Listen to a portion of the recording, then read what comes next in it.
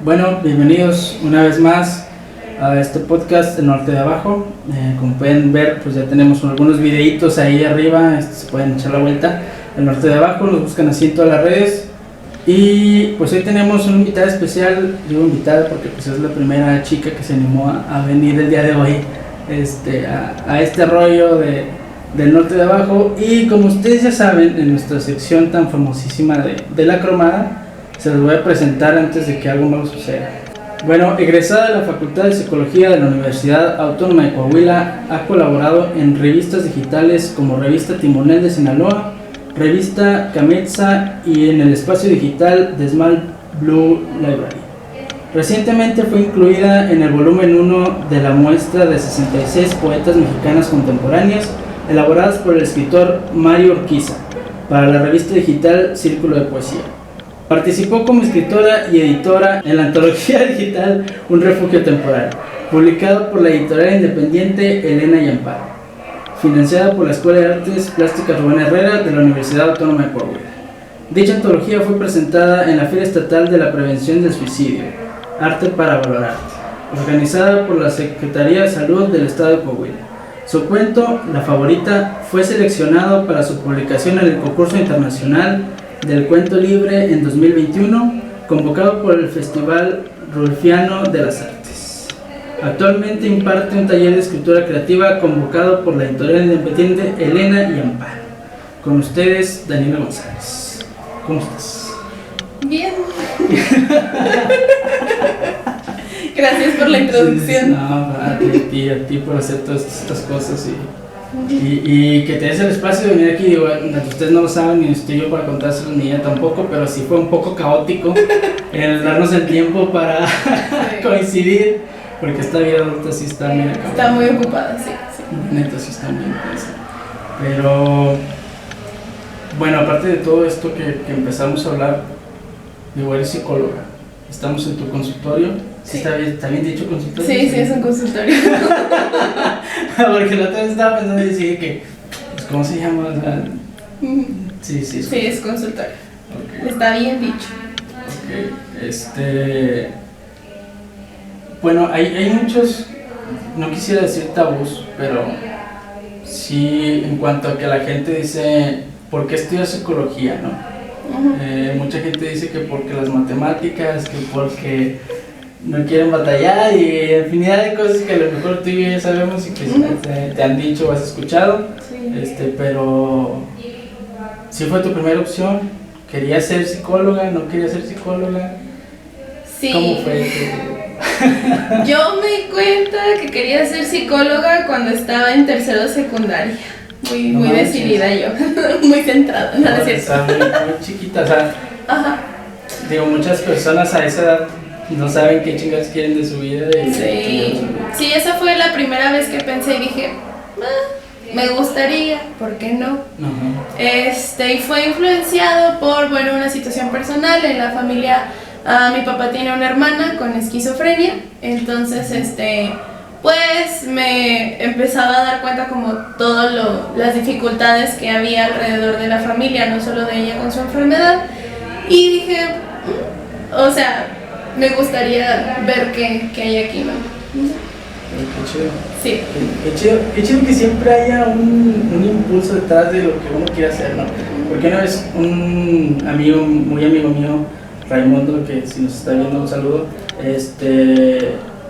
me comentó que en la carrera de medicina había una señora que a sus 36 años estaba estudiando la carrera porque a su mamá le dio un infarto y ella no pudo hacer nada para ayudarla, ¿no?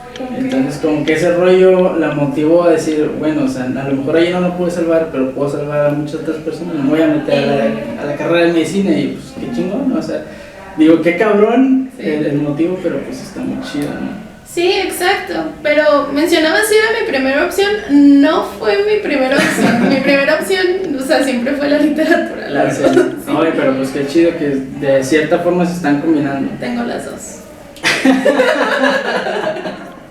Había algo que yo te quería preguntar porque pues también nos conocemos de un taller literario que se hubo en algún tiempo ahí en la República, que se llamaba Las Florecitas de Estelar, ¿no? Ajá. Ahí nos conocimos y yo sí te quería preguntar, no sé si en algún momento te hicieron la pregunta, pero digo, bueno, a lo mejor va a sonar muy mamón, pero Okay. tus pacientes vienen aquí y te cuentan muchas historias. ¿Eso ayuda mucho o en nada? ¿Lo usas, no lo usas? Algunos cuentos. Mira, mi No sé. ética profesional me obliga a decir que no. Que no los uso. Ok, No. digámoslo así. Entonces. Es broma. La verdad no los utilizo. No, es completamente diferente una cosa de otra. Ajá. Pero, pues es que no sé, más bien mis textos son más autobiográficos, o sea, míos, cosas que yo veo, cosas que yo percibo y las transformo, ¿no?, en otra cosa. Entonces, por eso creo que está como esa división entre lo que me vienen a contar los pacientes y lo que soy yo en la literatura, es diferente. Porque sí, estaría muy cabrón, ¿no? De repente un vato que haya venido así y lo... estoy leyendo este libro, se me hace muy familiar este cuento, ¿no? Hay algo ahí, me supe identificar al 100, sí, no. Y sí está muy cabrón, ¿no? Sí. Bueno, iniciando con esto de la literatura, platicaba con Juan Carlos del proceso de creación y todo este rollo que pues ya estamos hablando sin querer de esto.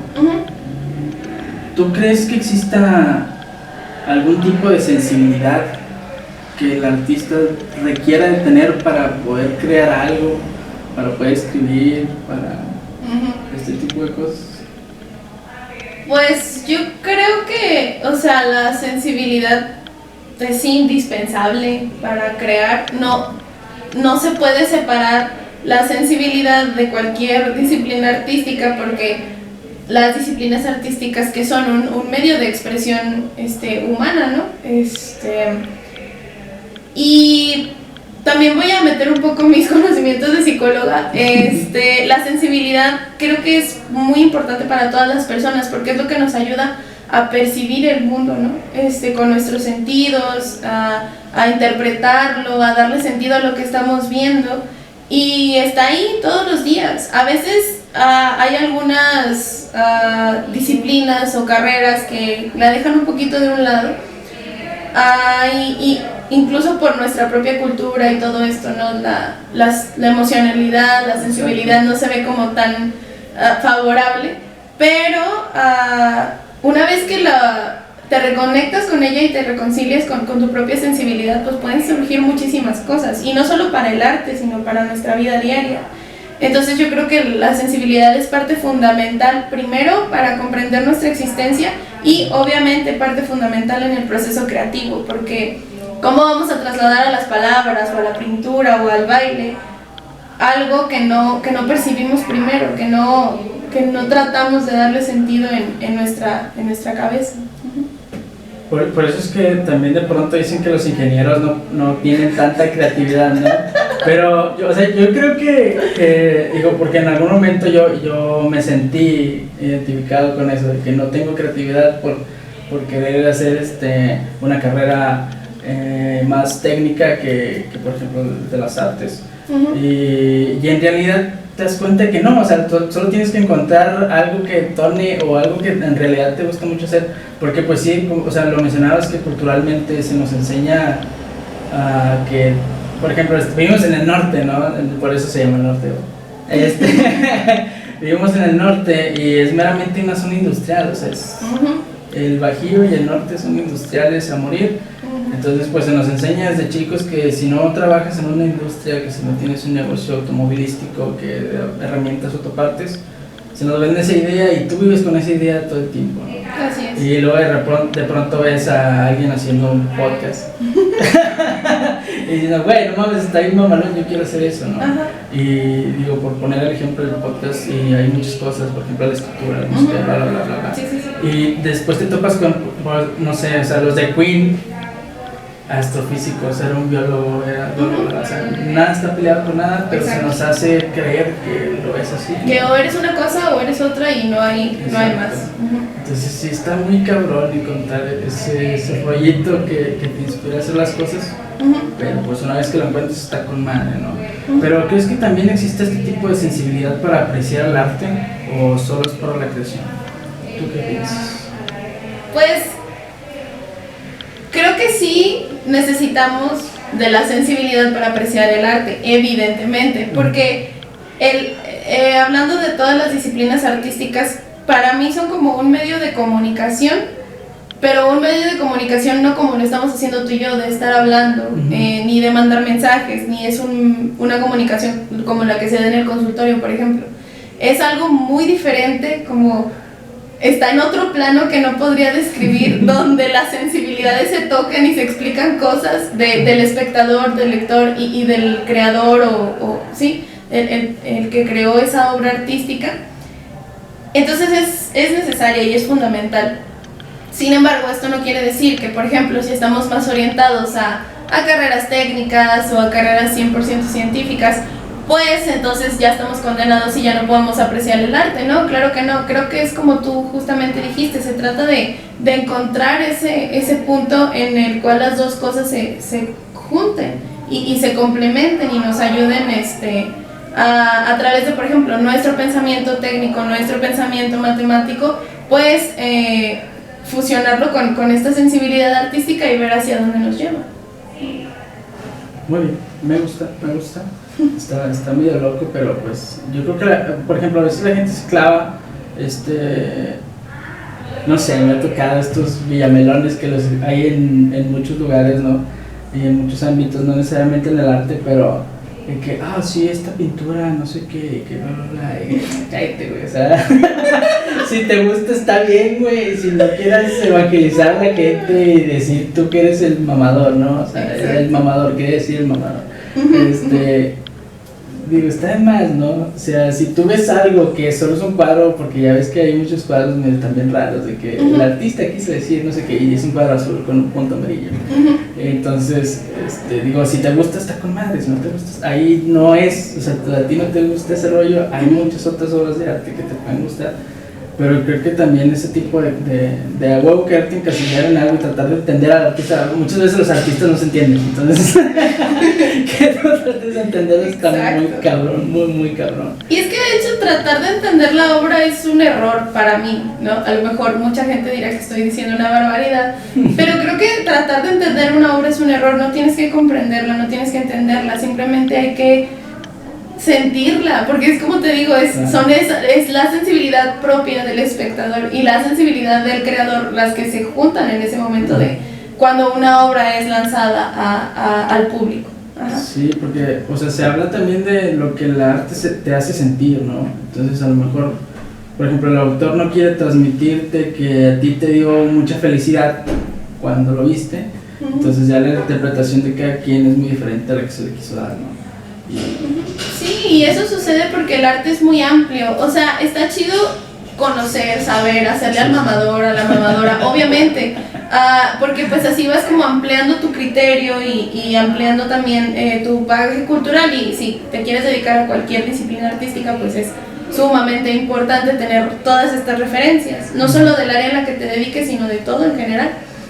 Sin embargo, sí, si tratas como de encasillar todas las obras o a todos buscarles el mismo sentido, o tratar de que todas las obras sean lo más intelectual del mundo y que revolucionen el arte que conocemos hoy en día, pues no, a lo mejor ahí se pierde el disfrute también, y creo que pues para mí el arte es un disfrute, tanto ser espectador como ser creador, se debe disfrutar. Bueno, hablando un poquito, digo, tú tienes una editorial que... No, caras, porque luego David me regaña. ¿Pero por qué hiciste caras? No sé, es que fíjate, hay algo bien chistoso, yo me rehúso a nombrar la editorial independiente. La otra vez estábamos teniendo un evento en Casa en Córdoba por el día del 8M. Y yo todo el tiempo estaba presentando al proyecto como un colectivo, el colectivo, y David así matándome en las mesas cada vez que me iba a sentar de que no somos un colectivo, y yo, ay, perdón, es que mi cerebro como que no procesa ese cambio de una cosa a otra. Sí. Pero, ¿por qué? O sea, ¿por qué no quieres llamarlo editorial independiente? No es que no quiero llamarlo. Se te va la onda. Se me va la onda. No. Es que a lo mejor siento que no sé, o sea, una editorial es otra cosa, pero no, en realidad sí, damos servicios editoriales. Sí, entonces, sí. Es un pedo mío de mi cabeza, o sea, soy yo.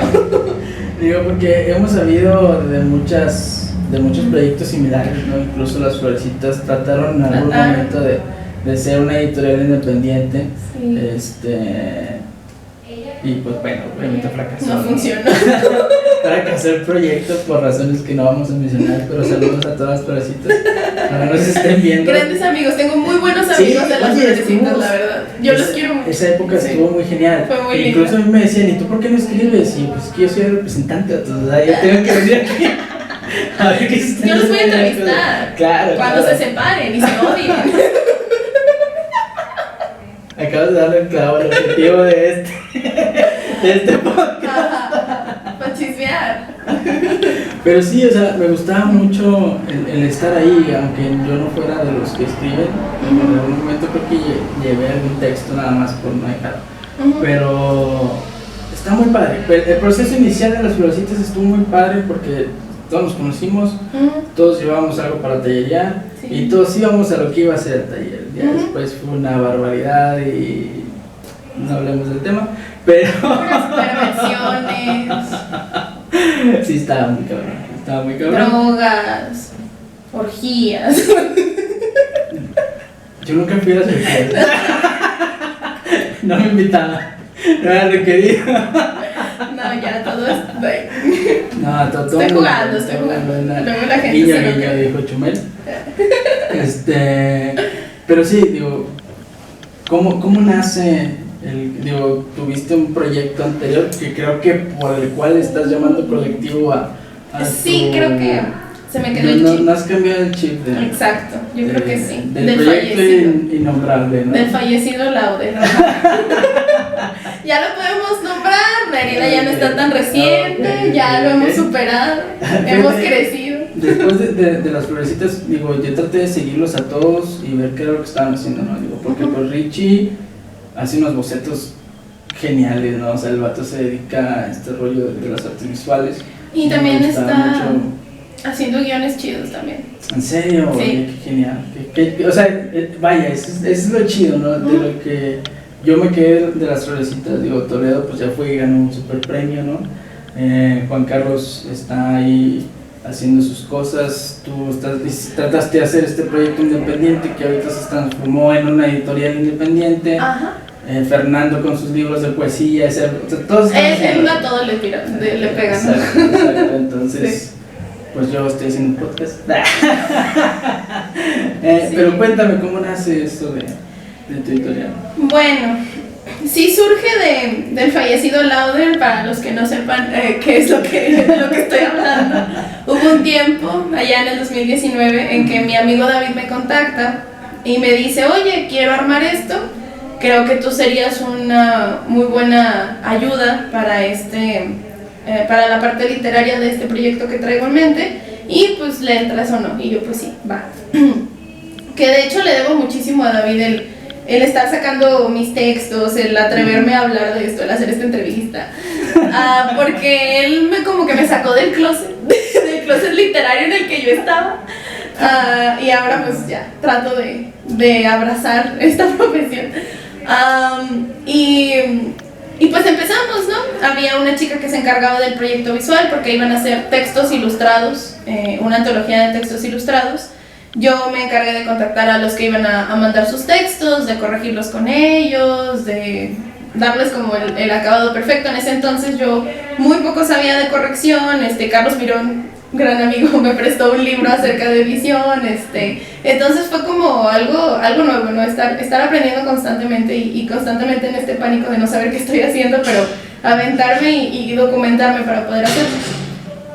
Sin embargo, no pudo funcionar porque, bueno, te había comentado antes de que iniciara el podcast, éramos 43 personas, entonces para coordinar a tanta gente era muy difícil. Ajá. Y eventualmente, bueno, se nos vino la pandemia, no pudimos publicarlo cuando lo íbamos a publicar, mucha gente se empezó a salir del proyecto, empezó como a deslindarse, sobre todo, bueno, los escritores nunca se salieron, ellos siempre se mantuvieron firmes a que su texto se publicara.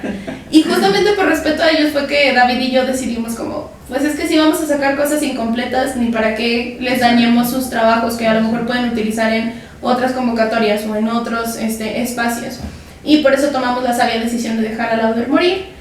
Pero después de eso, de nuestro periodo de duelo, de nuestro periodo de angustia, de tristeza, luego viene David otra vez y me dice, oye, ¿por qué no hacemos esto? Y yo, pues va, ok, ¿qué puede salir mal? Sí, claro. Ya decidimos que solo seríamos él y yo. Él maneja la mayor parte de las gestiones, pues sí, administrativas, de marketing y todo eso. Y pues trabajamos juntos en la parte literaria, de corrección, de edición de textos, y ahora en el taller vamos entre los dos las clases. Pues dije, ok, ya solo somos 2 personas, es un poco más reducido, nos tenemos muchísima confianza y creo que trabajamos muy bonito, él y yo en equipo. Me gusta mucho el equipo que hacemos. Y pues no sé, o sea, simplemente pasó, o sea, sucedió. No esperábamos lo que nos está sucediendo ahora. O sea, de inicio no pensamos que fuera a ser así de bueno. Y luego llega gracias a Lauder nos dejó pues contactos, hicimos ruido en la ciudad y todo eso. Llega Ángel Alarcón, que es dueño de Casa Córdoba, y él trabaja en secretaría, estaba armando el proyecto de la Feria del Arte con temática de prevención del suicidio, y nos dice, pues quiero que formen parte de esto, ¿no? Y que haya una lectura de textos y todo esto. Ah, sí, vi que se dieron como una mini girita, ¿no? Ajá, así es. Estuvo muy padre y ahí fue donde se consolidó.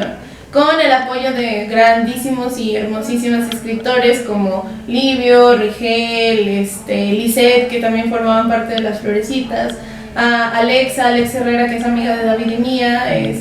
Entonces fue una experiencia muy linda y pues tuvimos la gira y recibimos como que mucha atención en ese momento, y creo que ahí fue donde se consolidó Elena y Amparo. Y a raíz de esta gira que tuvimos, Ángel sugirió que podríamos utilizar el espacio de Casa Córdoba si quisiéramos dar un taller, y pues David y yo lo tomamos, obviamente. Y ahí fue nuestro primer taller. Ahora ya tenemos un espacio propio en Ramos, y pues tenemos obviamente más libertades en cuestión del horario y todo esto, de los espacios, pero pues ahí la llevamos. Pues está con madre porque... Digo, yo soy fiel creyente de que hay que chingarle, o sea, si quieres hacer algo está el hacha, independientemente de que te quieras venir a sentar frente a una cámara, el tener tu propio consultorio para dar terapia, lo que quieres hacer. Y qué chido porque yo creo que el que se te estén dando las cosas como ahorita comentas, que no creías que se te iban a dar, es buena señal de que vas bien, ¿no? O sea, sí. Por ejemplo, digo, no quiero cromármela a mí mismo, pero o sea, me está yendo relativamente mejor que cualquier otro de los proyectos anteriores que ya había hecho. Entonces, digo, este pedo es buscar la hojita en el pajar, meterte y hacer una cosa, no funcionó, bueno, no es por aquí, es por acá, y este tipo de rollos que a veces pues dices, bueno, o sea, ya le invertí un chingo de tiempo a un proyecto, lo quiero mucho, pero bueno, o sea, tienes que dar el suficiente cariño como para decir, sabes que hasta aquí llegó, güey. Exacto. Y vamos por otra cosa, entonces.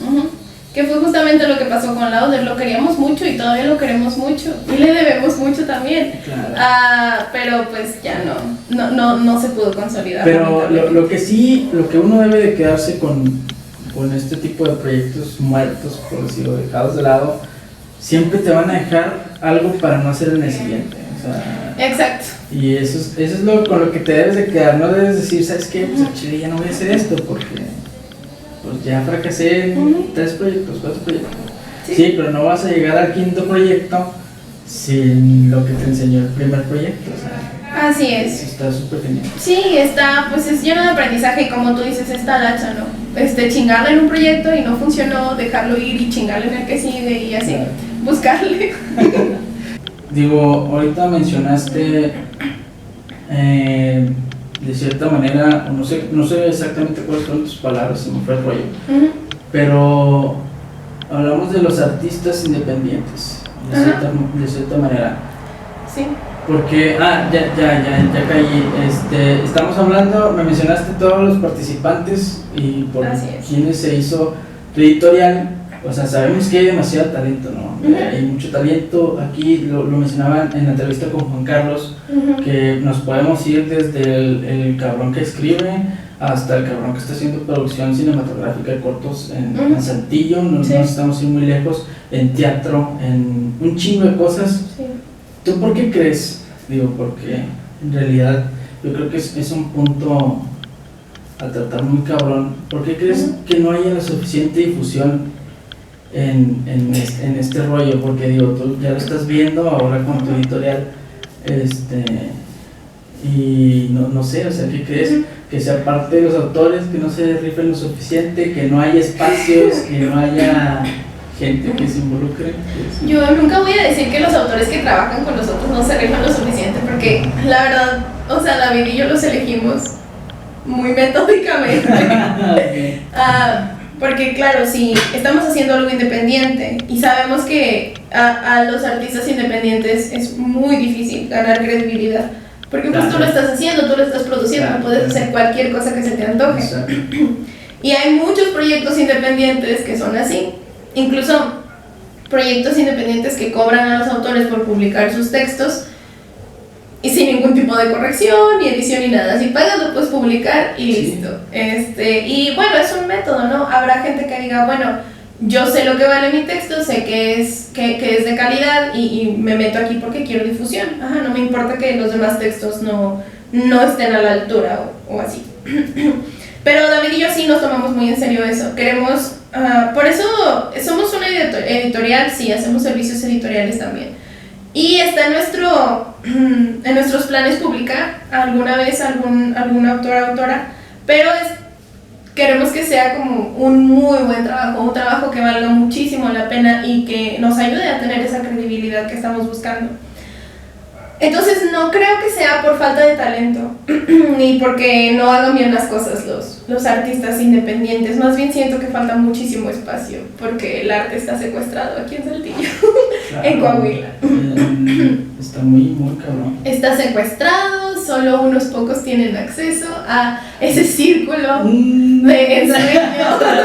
Sí, claro, se sabe, ¿no?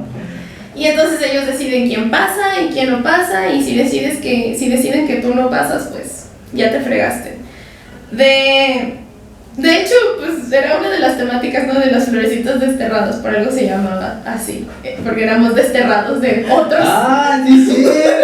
Sí es cierto, no manches, no me acordaba de esa. Y la verdad es que en Elena y Amparo también somos renegados, la verdad, de otros lugares que no nos han funcionado.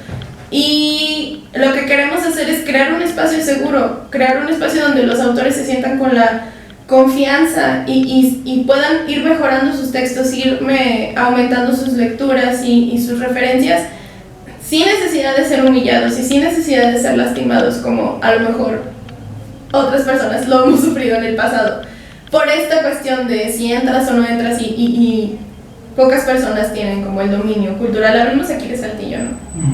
Entonces creo que es eso, faltan espacios y tampoco hay como mucho interés, no del público, porque creo que el público, si le llega la información, acude. Nos ha sucedido a David y a mí. ¿Es que haya un problema de difusión a veces? Sí, interés de la gente que tiene la labor de difundir lo que está pasando en la ciudad. Ajá. Es que, o sea, está cabrón, porque digo, yo me he topado por ir caminando en la calle. Voy caminando en la calle, me encuentro a un carnal que está haciendo un mural, está tocando en la calle de Victoria, hay un flyer que en el Paraninfo del Ateneo se va a presentar tal cabrón.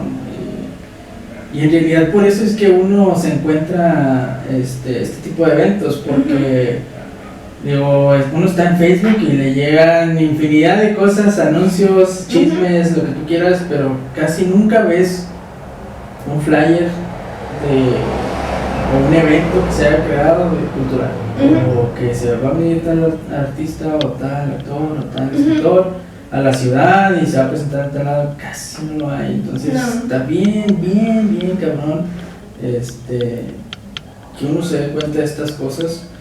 Y digo, dándose cuenta uno ya se dio cuenta alguien más, porque vos vas a decir, mira este cabrón, sí. Vamos, y así, entonces sí está muy cabrón, digo, ya lo mencionaste, hay como que una mafia, y yo creo que esa mafia está en nuestro querido México mágico desde hace mucho tiempo, y no, el arte no es el primero ni el último afectado en esto que digo, es una mafia muy cabrona.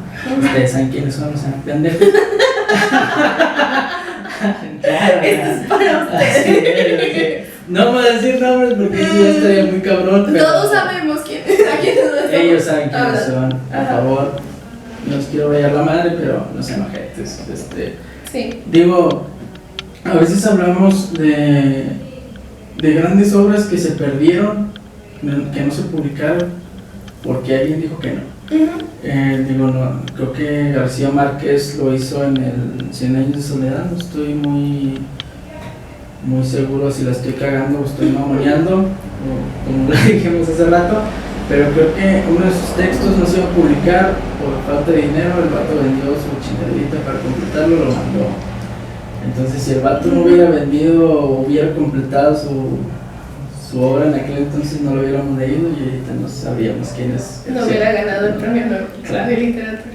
Claro. O sea, ese tipo de cosas que a veces uno romantiza, pero está muy chingón estar en el contexto adecuado y entender por qué tienes que chingarle, ¿no? Porque nada es de gratis y mucha gente que cree así es y por eso se acaban los proyectos. Exacto. O esperan recibir no sé, un pago enorme por sus servicios o un trato especial por sus servicios, que también fue lo que nos pasó en Lauder. Como que sí. se llegó a decir, no sé si David me vaya a regañar por esto, pero se llegó a decir que nosotros solamente nos dedicamos a pedir obras gratis y después a cancelar. Y David y yo así indignadas porque obviamente no fue lo que sucedió, no pedimos obras gratis, los invitamos a participar, era una invitación. No les cobramos absolutamente nada por esa invitación, cuando en otros proyectos parecidos siempre te cobran para financiar el propio proyecto. Todo el financiamiento salió del dinero de David, la verdad. Entonces no estábamos pidiendo cosas gratis, fue una invitación y ellos accedieron para empezar. Pero sí, se tergiversan mucho las cosas y justamente por eso mismo también es difícil continuarlo, porque pues a veces las personas piensan que todo llega como de la nada o ya estoy aquí, soy egresado de tal escuela y ya merezco todo, cuando pues las cosas no funcionan así. Sí, y digo, hace rato estábamos hablando de que te decían que no algunas veces para publicar, o a los artistas se les suele decir que no, y creo que va de la mano con esto que estás diciendo, ¿no?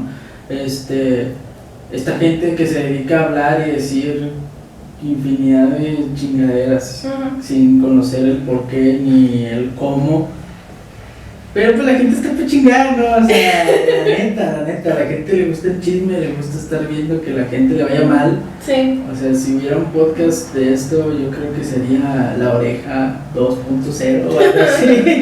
O sea, está muy cabrón que la gente le encuentre ese placer a que las cosas nos salgan bien.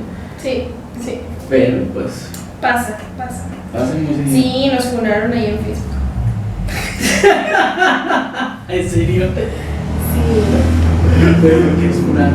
Por eso que te dije. ¿En serio? Sí. No mames. Pero bueno, ¿qué pasó? Aquí estamos. Aquí seguimos. Estamos hablando de cositas chistes. Soporten. Claro, es que uno viene de incendiario y quiere traer material chido, ¿no? Pero bueno, hablando de un poquito de esto del proceso creativo, digo, porque también escribes, no solo es la editorial ni que es terapia. Sí. ¿De qué manera influye el entorno en el que vives, tu día a día, en tu proceso creativo para escribir? De toda la forma posible. Como mencionaba antes, uso muchos datos autobiográficos en mis textos y a lo mejor no voy a escribir sobre los pacientes, pero obviamente voy a escribir sobre gente que conozco, sobre gente con la que convivo, sobre gente que tiene un efecto en mí.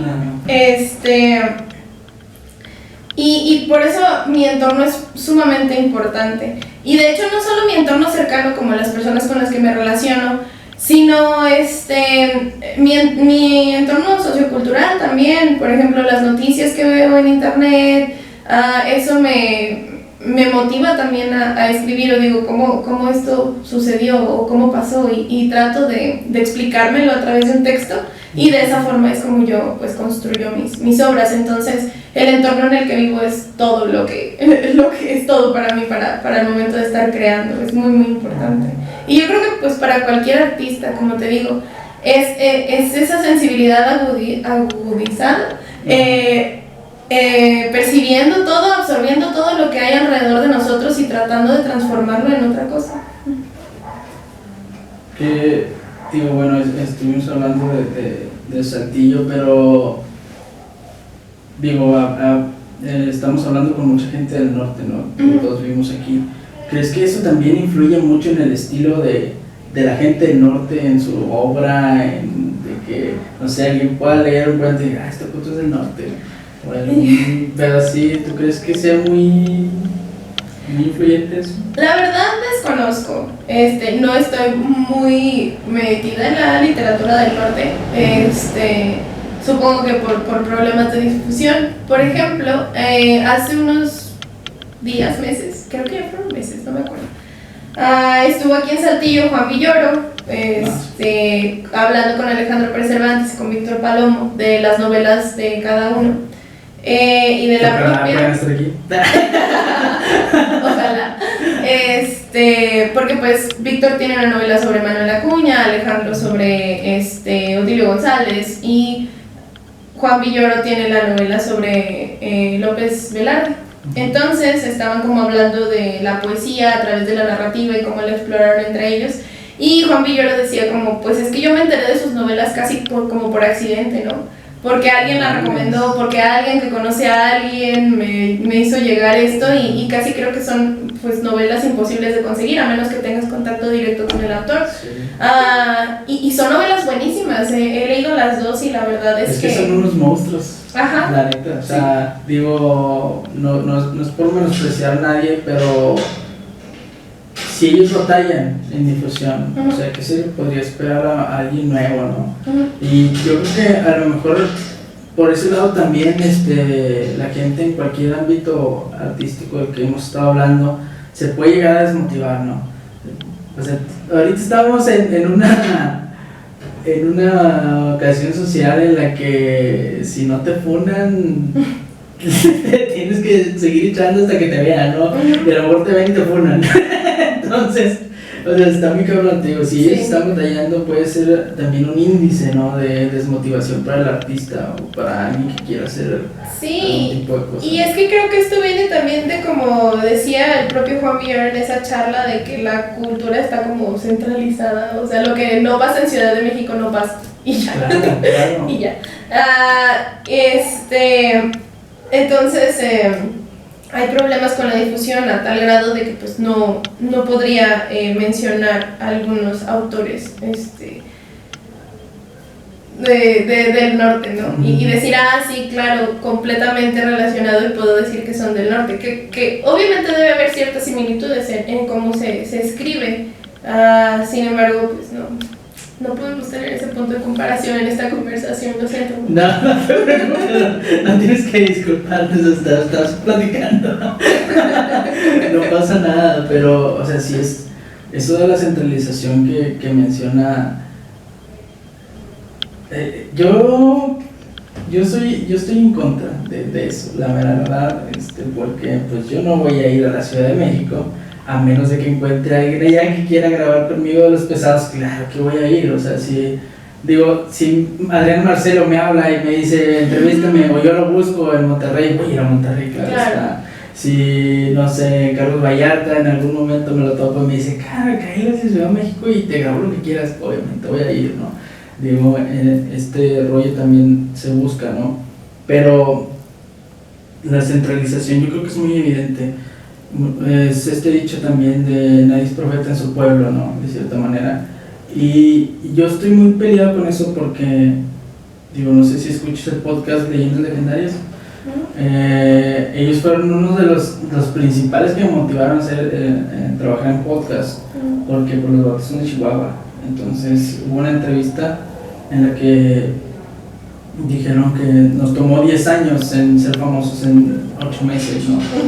Y digo, no mames, o sea, sí es cierto, o sea, digo, nada se regala, y más aparte los vatos nunca intentaron salir de la ciudad hasta que pues ya fueron unos pesos pesados, por así decirlo, ¿no? Y eso de que nadie es profeta en su pueblo, pues puede ser cierto, puede ser que no. Ellos ya rompieron esa barrera, yo espero estarlo rompiendo también. Ay, yo no sé, difiero. Yo pienso que justamente en el pueblo es donde somos profetas, porque sí, aquí es súper chido lo que estamos haciendo y todo, pero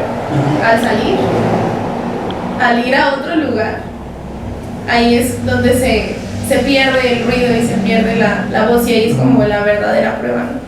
Sí, es ir a hacer el doble talacha, ¿no? Es ir a rifarte y a ver qué pinche pedo, ¿no?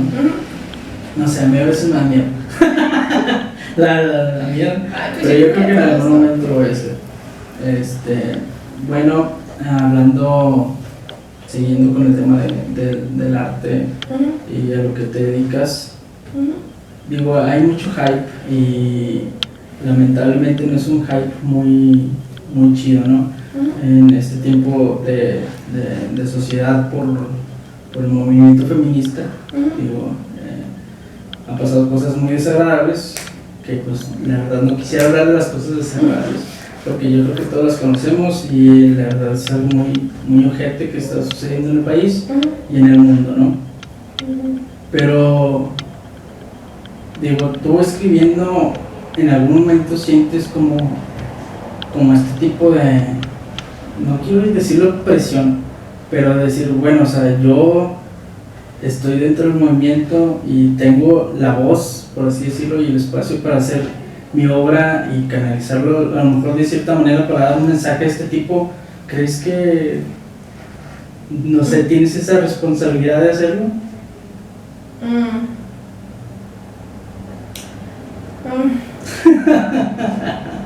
¿Cómo te respondo? Sí, ¿no? Porque creo que como creadores y creadoras todos tenemos la responsabilidad de ver qué es lo que estamos haciendo y qué es lo que estamos promoviendo. Claro. Si vas a hacer algo para que alguien más lo vea, obviamente eres responsable de eso. Pero también entiendo la libertad del artista y que no le debemos nada a nadie tampoco. Y que no tendríamos por qué incluir ciertos temas o abordarlo de cierta forma o excluir ciertos temas de nuestras propias creaciones. Entonces por eso digo sí y no. Más bien me gustaría robarme la frase de una escritora hermosa que conocí recientemente. Se llama Ana Dariela. Ella trabaja en Casa Córdoba. Recientemente tomé un taller con ella y ella decía que pues lo feminista se le sale, o sea, no es como algo que ella esté pensando, voy a hacer este escrito porque soy feminista y quiero darle voz a esto. No, simplemente fluye. Y creo que me pasa lo mismo. No es que yo esté pensando, porque soy feminista y tengo que dar este mensaje y tengo que aleccionar a los que me vayan a leer, para empezar nadie me lee. Entonces es como no es eso. Okay. No es que yo sienta que tenga una responsabilidad. Más bien se me sale esta conciencia que he adquirido a través del feminismo y el ubicarme como mujer en una sociedad, como mujer mexicana, me ha ayudado a escribir de cierta forma y abordar ciertos temas, pero nunca con la intención de leccionar a nadie. Entonces está ahí complicado, ese convivir. Es que, digo, bueno, el ser uno mismo nunca va a excluirse si es lo que quieres hacer, ¿no? O sea, si vas a hacer una cosa u otra, yo creo que en algún momento van a decir, digo, me dicen y me tachan mucho de mi muletilla de que vivo ahí mucho tiempo, ¿no? Entonces, puede ser un poco relacionado a esto, ¿no? Digo, yo soy así, o sea, digo, muchas veces yo trato de no hacerlo, pero sale al final de cuentas. Y está muy chido esto que estás diciendo del feminismo sale solo, ¿no? Porque pues está genial, porque mucha gente a lo mejor cree y tacha el arte por decir, lo hizo con base a querer subirse al tren. Y no, güey, o sea, es una expresión artística, o sea, si te gusta, no, volvemos al principio, o sea, si te gusta no lo ves, si te gusta lo ves, si no, cállate el hocico. No estés opinando, güey, cállate el hocico, pero, o sea, está muy cabrón, muy digo, fuera de todo del ambiente artístico, está muy cabrón. Y digo, mucha gente que sigo y que consumo sus podcasts, que leo y así, nosotros somos una generación que le está tocando la transición, o sea, ni siquiera nosotros vamos a ser capaces de ver el fin de todo esto. Entonces, digo, a lo mejor nuestros nietos tal vez en algún momento puedan gozar de todo esto que se está viviendo a buena manera, ¿no? Sí, todavía tiene el mundo donde vivir. Sí, claro, también porque está de la verga, ¿no? A ver si no nos chingue tanto el Tren Maya. Pero sí, o sea, sí está muy cabrón. Digo, para empezar, mucha gente, y me incluyo, estamos de cierta forma aprendiendo, ¿no? De todo esto que está sucediendo, de tratar de llevar también esto de buena manera, porque a veces no es fácil, o sea, tú estás inculcado de cierta forma y desde niño te enseñaron unos ámbitos o costumbres que debes de hacer, entonces a tus 20 y tantos, casi 30, te cambian todo y decir, es que no, güey, o sea, no tiene que ser así siempre, no va a ser así siempre, entonces ese chip está bien cabrón de cambiar, la neta, o sea, a veces yo sí decía, bueno, pues es que ¿por qué la cago tanto, no? digo, me conoces y a veces hablo así y no tengo un seguro para hablar, entonces digo, mi novia a veces sí me dice que por ahí no vas a pegar, sí, bueno, claro, o sea, estamos para aprender, la educación es fundamental y más ahorita que se está llevando a cabo este tipo de movimientos, digo, yo apoyo cualquier tipo de movimiento con causa justa, porque pues la neta, o sea, está la verga del mundo y o sea, como lo dices, si nuestros nietos alcanzan a tener todavía estaría súper genial. Y sí. De hecho, justamente hablando de esto sobre la educación y la deconstrucción y el constante cuestionamiento al que estamos nuestra generación todo el tiempo haciendo para no decir algo inapropiado, para no hacer algo inapropiado, es una chinga. Creo que es todavía más importante para un artista someterse a estos cuestionamientos, porque así como se sale lo feminista, así se sale lo misógino, así se sale la homofobia, así se salen las opiniones obsoletas, y yo no digo que dejemos fuera estos discursos, más bien si podemos apropiarlos y utilizarlos para otra cosa en el texto, por ejemplo, para la construcción de algún personaje, para darle vuelta de alguna forma a una historia, porque la historia lo necesita y hay que hacerlo, ok, es válido, podemos tomar estos discursos y meterlos en nuestra obra y tratar de resignificarlos, de darle otra forma, de ridiculizarlos incluso si queremos. Pero cuando estos discursos se nos salen, porque sí, sin ningún tipo de filtro, si ni siquiera nos detenemos a pensar por qué pusimos eso. Exacto. Y entonces alguien lo cuestiona y decimos como de que no, pues es que solamente no, o sea, porque yo no tengo responsabilidad como artista. Ok, sí, entiendo, pero sí hay una responsabilidad, o sea, sí y no. Entonces, si solo se te sale sin ningún tipo de justificación en el texto o en la obra en la que estés o en la haciendo, calle, o en la chingada. ¿Para qué? ¿Para qué lo dices? Ajá. ¿Para qué lo pones? ¿Qué efecto va a tener eso en tu obra? ¿Le aporta? ¿La hace ser de un modo? ¿O simplemente se te salió y reconócelo, ¿no? Entonces, creo que por eso necesitamos someternos muchísimo a cuestionarnos. Sí. Porque como te dije, yo creo que los artistas creamos a partir de cómo percibimos el mundo. Entonces tenemos que estar bien conscientes de la forma en la que percibimos el mundo y cuestionar la forma en la que percibimos el mundo.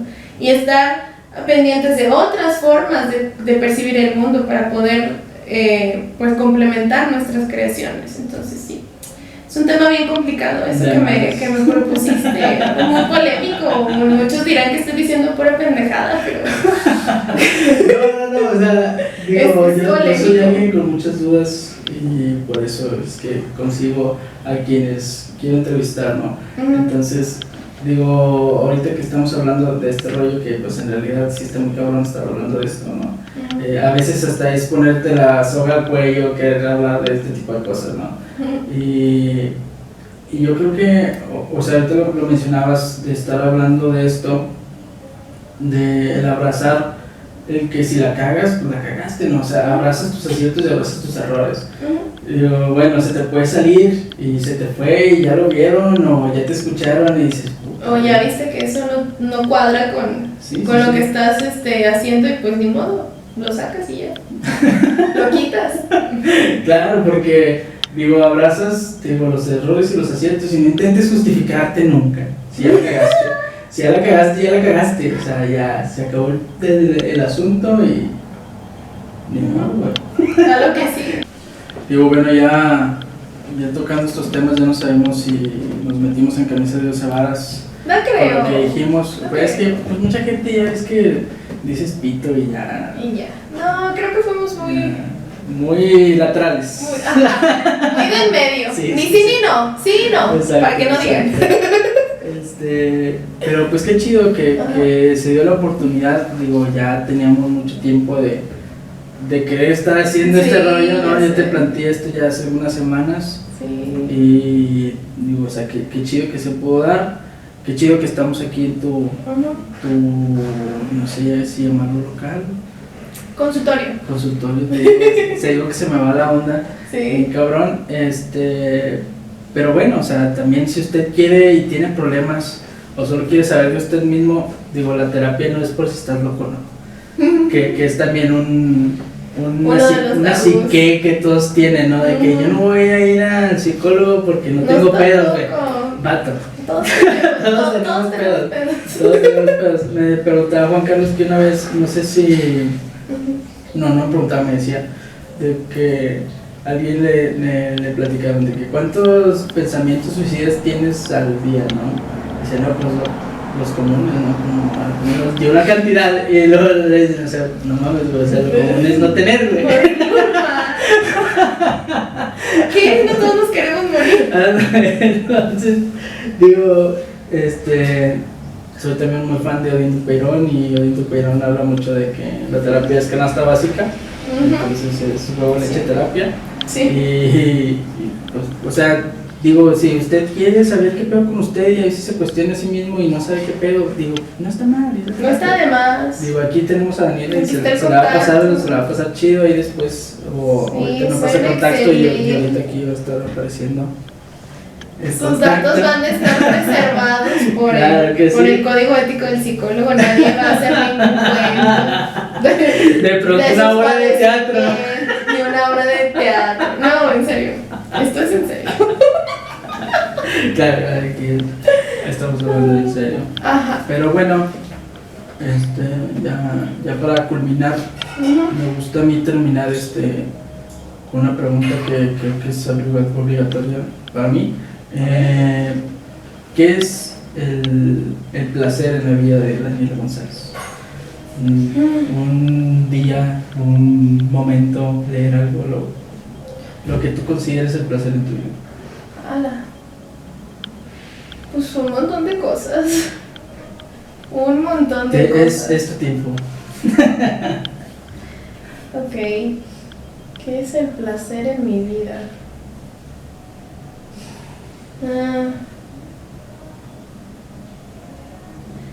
Ay, verga, ¿qué pregunta?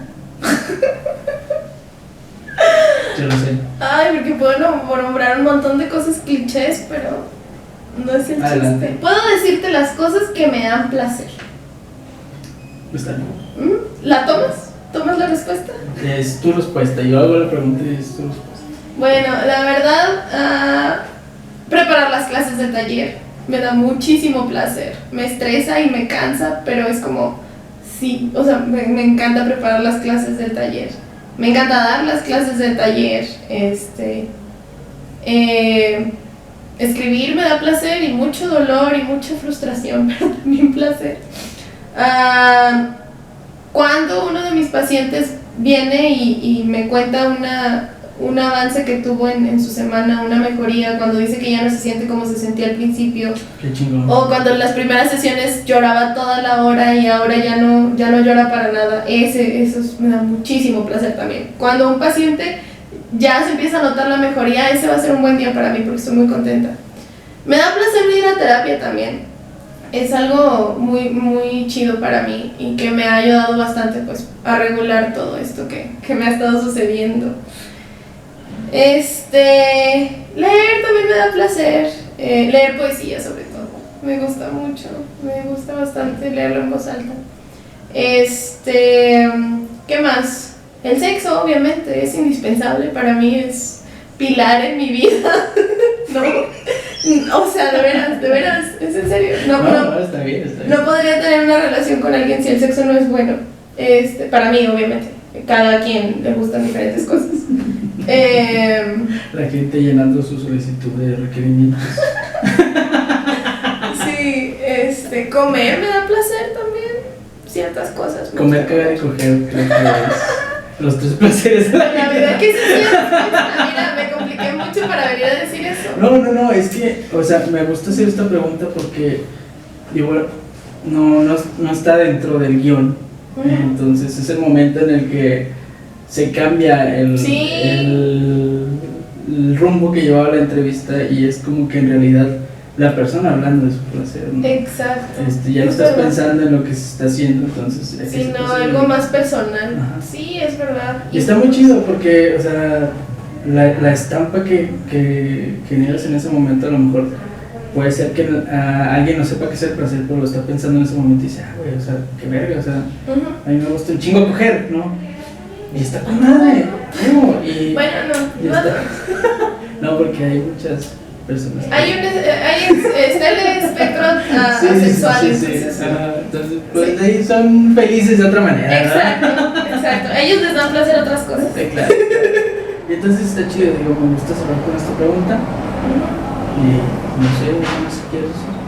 No, pues nada más agradecerte por este espacio de difusión, pues bueno, para ti, con tu podcast y todo esto, para mí, con los proyectos que tengo, me parece un muy buen espacio, un espacio muy chido, me sentí muy cómoda hablando contigo y pues me gustó la entrevista que traías preparada. Gracias por incluirme en tu proyecto. La verdad que chido que piensas así desde el proyecto, digo, están haciendo y se está llevando al rumbo que yo creo que va a llevar. Digo, no por nada quise que estuvieras aquí, ¿no? Y te mandé casi luego, o sea, sí. Digo, eres de las primeras a las que les hablé para estar en este espacio. Gracias. Y pues qué chido, ¿no? O sea, que se dio la oportunidad porque sí pasamos por muchas, ¿no? Para estar aquí. Así es. Y igual te agradezco que estemos aquí, platicando este rollo, que no me hayas dicho, ¿sabes qué? La verdad que no te voy a contestar esto. Creo que fue no iba a decir eso. No preguntaste cosas tan polémicas que no quiera contestar. No. Pero sí, la neta que chido. Y pues bueno, terminando, ya vimos los datos de Daniela, pues si quieren venir a tomar terapia. Si quieren comprarle un libro, si usted quiere publicar, claro que sí puede hacerlo. Si quieren unirse a nuestro taller de escritura creativa. Si usted no quiere también no cobrar y venir a ayudarme a la producción de este podcast, estaría genial. Si quieren leer mis textos en revistas independientes digitales. Claro. Voy a poner los links ahí en el video cuando salga. Sí. Voy a poner los links. Tú me los mandas y yo los pongo en la descripción. Para que me lean. Sin problema los ponemos. Sí. Digo, para eso estamos, ¿no? Pero también eso, o sea, es un medio de difusión. Sí, no estamos exacto. aquí de que a decir chingadera y media. Hay que sacarle todo el jugo posible. Claro, uno se prepara para este tipo de cosas. Pero bueno, sin más por el momento, recuerde que este es su podcast El Norte de Abajo, porque el norte está en todos lados y más si naciste. Entonces, nos vemos.